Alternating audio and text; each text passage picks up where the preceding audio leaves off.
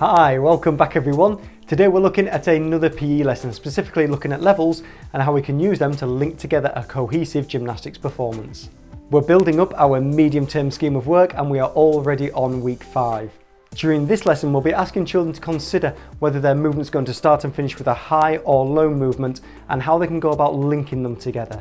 That's going to be the theme of today, which we'll look at in a little bit more detail.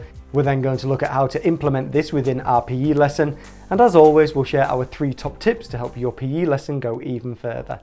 We're going to keep it simple by looking at just 4 different versions: a high balance into a low balance into a high balance. We can also use a high balance and then finish with a high balance, and we can use a low balance transitioning into another low balance. Here we have an example of how we can use this to our advantage. It might be within our sequence we want to produce a roll and a jump. One of the children might produce the most perfect, beautiful rolls, but there's a problem. We finished the roll in a low position, so now it's going to be really messy as we stand up going into the jumping phase. With a bit of thought, we can get around this problem very easily. Starting with a jump means that we finish high, which is perfect for then transitioning into our roll. This ensures that our performance is smoother and more aesthetically pleasing. Another way of thinking about it is like the game of dominoes. There are some pieces that will fit together, i.e. a 1 and a 1, and there's some pieces that won't fit together. Keeping with the dominoes analogy, let's imagine that 6 being the highest number means we're at our highest point, and that 1 means we're at a lowest point. A jump would be a 6 and a 6. We start high and we finish high. We might give the roll the score of 6 to 1. In the example, we start high and then after the roll we finish low. We can see that if we do the jump and then the roll, it fits together perfectly. If we start with a roll and then try and force it into a jump like in the previous example, it just doesn't work quite as well.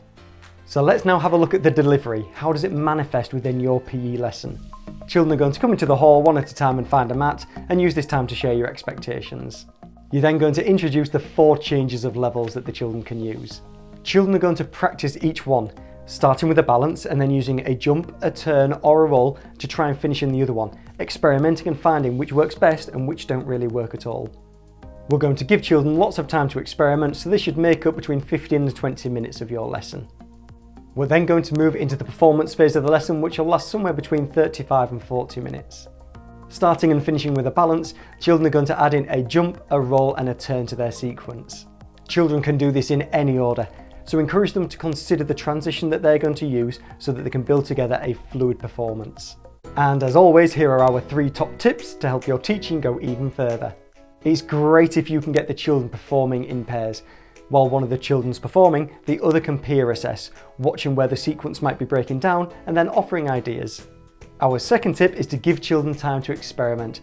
They might need to try out a sequence with 7 different variations until they actually find the one that fits. It's their performance, so we need to let them find out what works for them. And finally, to differentiate and challenge those children that are striving ahead, we might ask them to use multiple rolls, multiple jumps and multiple turns as they string together each of the 4 combinations. This will ensure that everyone can access a good lesson that's challenged at the right difficulty level.